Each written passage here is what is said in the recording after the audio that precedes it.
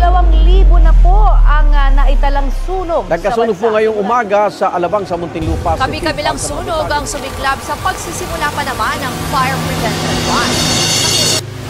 Mga dapat at di dapat gawin upang maiwasan ang sunog. Una, alamin ang evacuation plan ng inyong bahay. Pangalawa, panatilihing may takip at labels ang mga flammable materials at hindi mapaglaruan ng mga bata.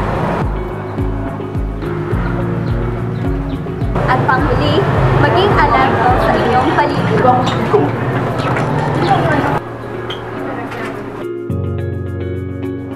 Una, iwasan ang octopus wiring.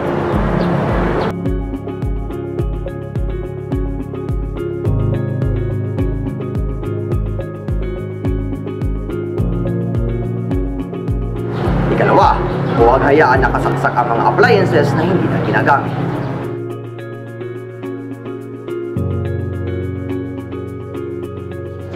Pangatlo, huwag hayaan nakabukas ang tangke pagkatapos gamitin. At ikahuli, huwag hayaan ang mga bata na paglaruan ang mga flammable materials. Education at training. Makibahagi sa mga regular fire safety training sessions na isinasagawa ng Bureau of Fire Protection sa komunidad upang magkaroon ng kaalaman tungkol sa fire hazards kabilang na ang electrical short circuits. Installation of safety devices. Hikayating magkaroon ng smoke alarms at sprinkler systems sa bawat bahay. Huwag hayaan ang kalagayan ng electrical systems at appliances na maaaring mauwi sa short circuits. Huwag isawalang bahala ang mga local fire safety regulations at building codes.